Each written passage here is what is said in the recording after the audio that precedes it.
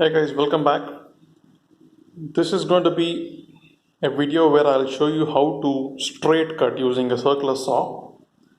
With a jigsaw, you cannot cut absolutely straight cuts. It's going to be jagged and wavy. With a circular saw, you can cut straight cuts, but there is also still a possibility of having it a little bit wavy. But I'll show you the technique of how you can do straight cuts. But ultimately, it is the table circular saw that can cut the straightest.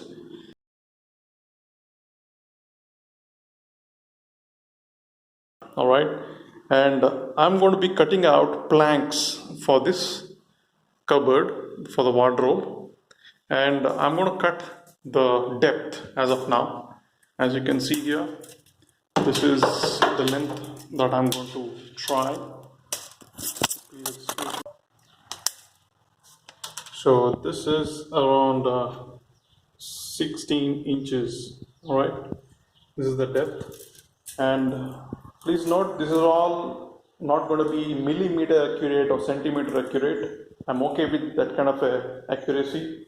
Okay, plus or minus a little bit is fine with me. That is the kind of quality I am looking forward to with regards to all of my time and effort that I spend for this, because I'm not a professional carpenter.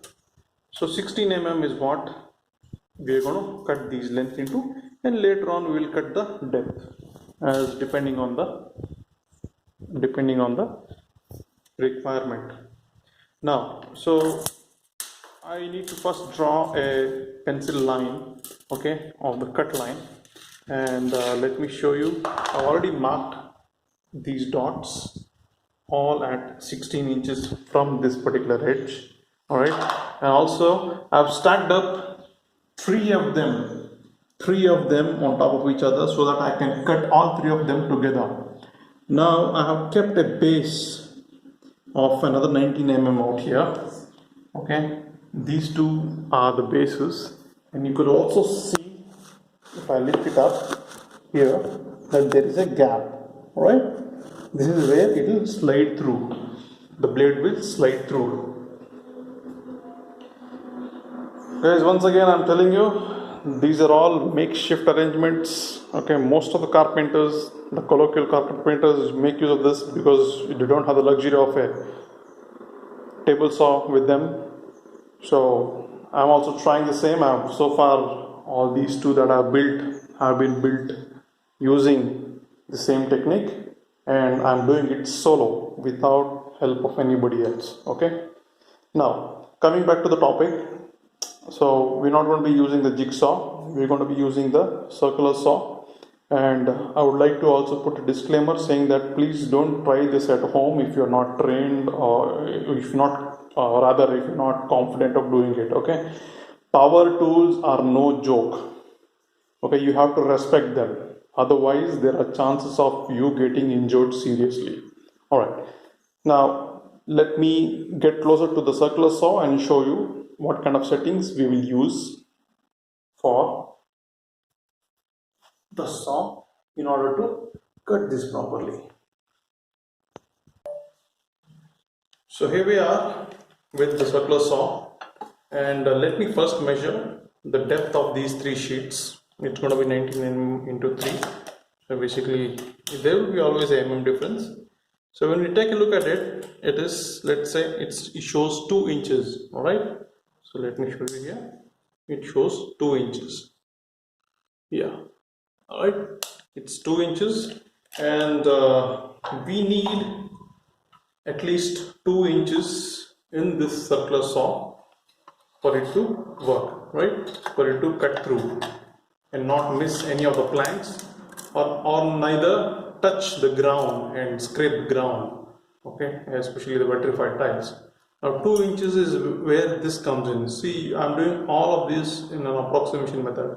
So it's already 2.5 inches. Okay, and I want to see if this is sufficient and it does not scrape the ground. Alright, so I think it should be just enough. Alright, this should be just enough. Let me also try to keep it here and see if it is enough. as far as I am concerned, I think it is indeed touching the ground and it is not feasible. Okay, so what I'll do now is I'll adjust the height and bring it inside a little bit, bring it on top. So this is the lever that I press, so this thing goes free. Now I want to hold it for approximately 2.5 inches, bring it a little bit on top. Alright, this is a safety feature for the circular saw which has been very useful for me so far. I'm just eyeballing it, alright, I'm already eyeballing it as of now.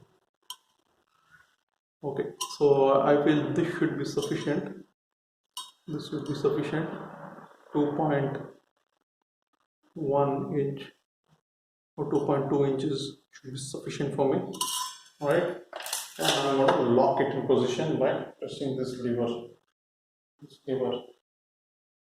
I'll show you this lever.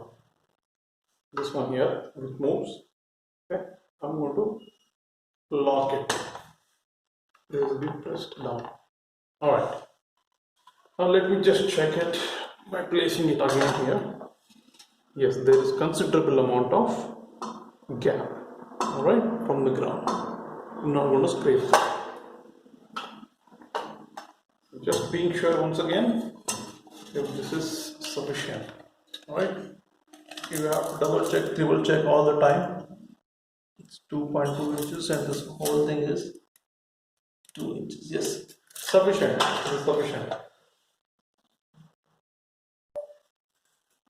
So now I'll carry on marking 16 inches from this edge to the edge of this. It's just going to be dots. Useful tools here apart from the circular saw. If it wasn't for the pencil, I would probably be cutting helter skelter.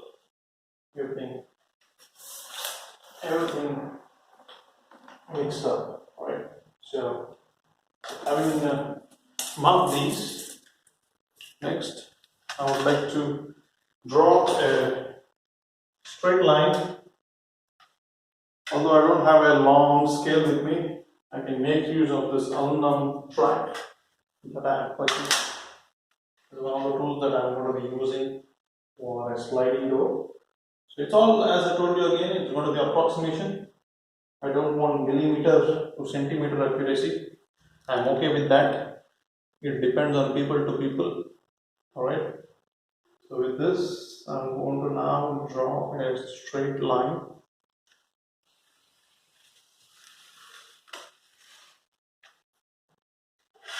Joining all the dots that I had marked.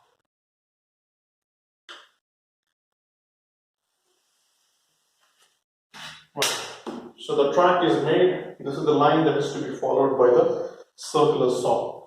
So now let me tell you how and where to see the marker on the circular saw. Now let's take a look at the circular saw. So this is an opening you have. This is like a guide, alright? For this particular saw, this blade is placed at this particular dip, okay? The one which is at number 0 out here, alright?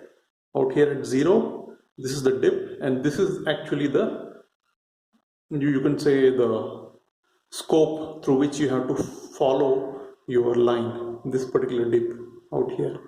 So you have to follow the line through this dip and try to maintain the straightest line as possible. Alright, so this is where it is. Different manufacturers have different types of guides, so you can take a look at those in particular, but for this is what works. If I take the line through this at a constant and straight line, I get straightest cuts possible. Of course, not as straight as the table saw, but it does the job for me. Alright, so let's begin with the cut. Let me first prepare by wearing my protective clothing, or rather gear, the gloves and the mask, the respirator and a few other things. Just a moment, please. So I've had my gear on, my anti-cut gloves, respirator, and let me check if this works. If it does, be very careful with the wire. Right, you gotta be very careful where the wire is. You don't want to cut your own wire. Alright. So now you place it here. All the measurements done. As you can see, any cut like this needs a proper planning. Alright, you have to plan before each cut meticulously and only start. Now I have to drive all the way through that. So let's begin.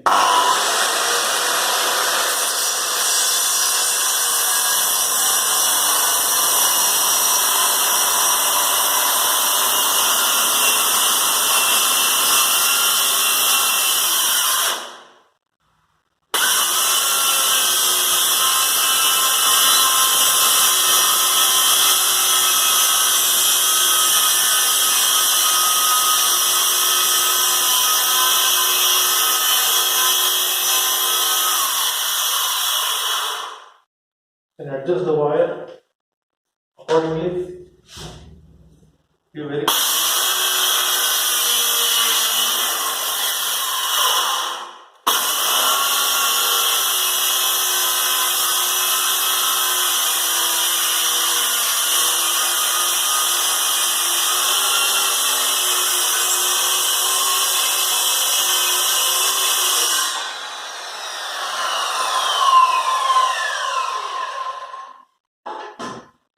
as soon as the cut is done, ensure that you switch off the mains.